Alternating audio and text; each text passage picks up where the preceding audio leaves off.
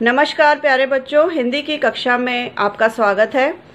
आज हम मधुप हिंदी पाठमाला 7 के पहली कविता जागरण गीत के बारे में पढ़ेंगे। जागरण गीत एक जगाने वाली कविता है। जो व्यक्ति अपने जीवन में निराश हो गए हैं और आगे बढ़ने की प्रेरणा उन्हें नहीं मिल रही है, उनके लिए यह कविता सोहनलाल द्विवेदी द्वारा लिखी गई है।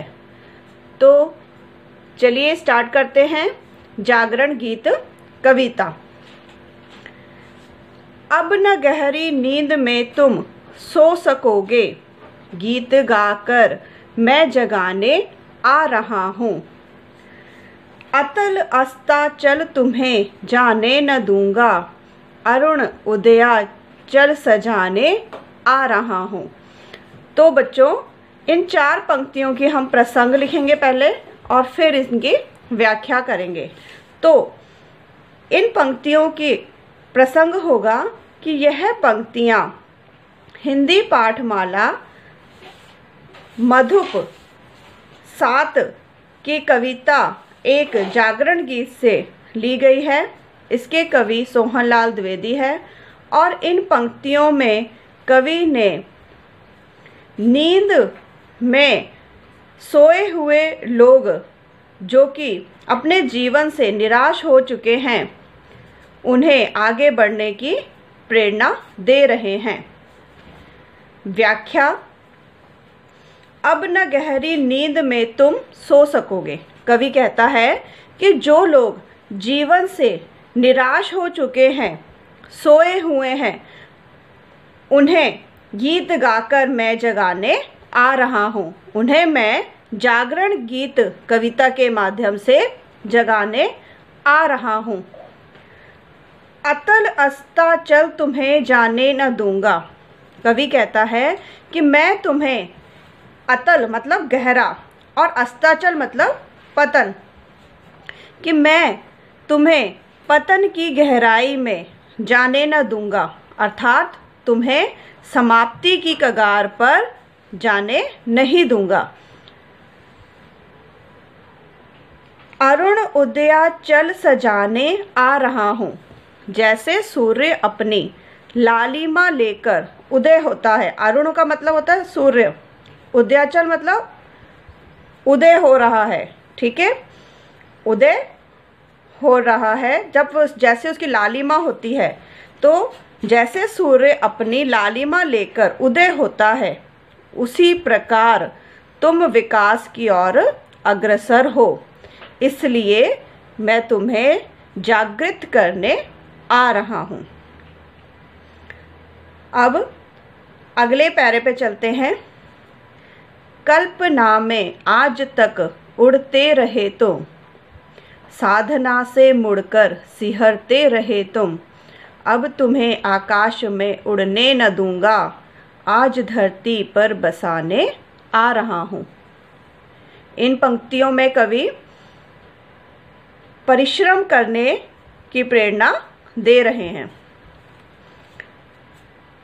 कल्पना में आज तक उड़ते रहे तुम। कवि कहता है कि तुम आज तक कल्पना में उड़ते रहे हो, कल्पना में अपना जीवन व्यतीत करते रहे हो। साधना से मुड़कर सिहरते रहे तुम। साधना का अर्थ यहाँ पर परिश्रम से है कि परिश्रम से तुम हमेशा ही डरते रहे हो। अब तुम्हें आकाश में उड़ने न दूंगा। अब मैं तुम्हें आकाश में उड़ने नहीं दूंगा, अर्थात अब मैं तुम्हें कल्पना में अपना जीवन व्यतीत नहीं करने दूंगा।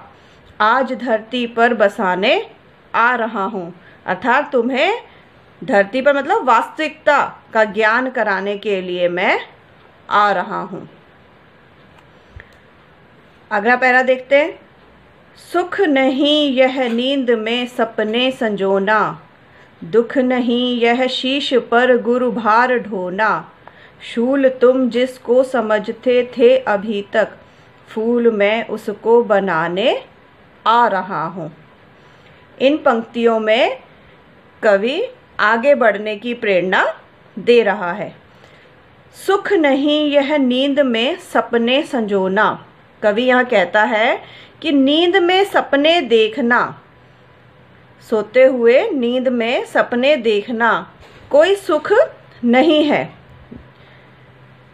दुख नहीं यह शीश पर गुरुभार ढोना, और अपने कर्तव्यों का पालन करना कोई दुख नहीं है। कि नींद में सपने देखने को तुम सुख मानते हो, वह सुख नहीं है, और कर्तव्यों का पालन करने को तुम दुख मानते हो, तो वह दुख नहीं है। शूल तुम जिसको समझते थे अभी तक, शूल मतलब कांटा, कि तुम जिसे अभी तक कांटा समझते थे, फूल मैं उसको बनाने आ रहा हूँ। मतलब कि मेहनत नहीं करना चाहते थे तुम उन्हें क्या समझते थे? कांटा समझते थे। अब मैं उन्हें फूल बनाने आ रहा हूँ। अर्थात यहाँ कवि आगे बढ़ने की प्रेरणा दे रहा है। आगे देखते हैं।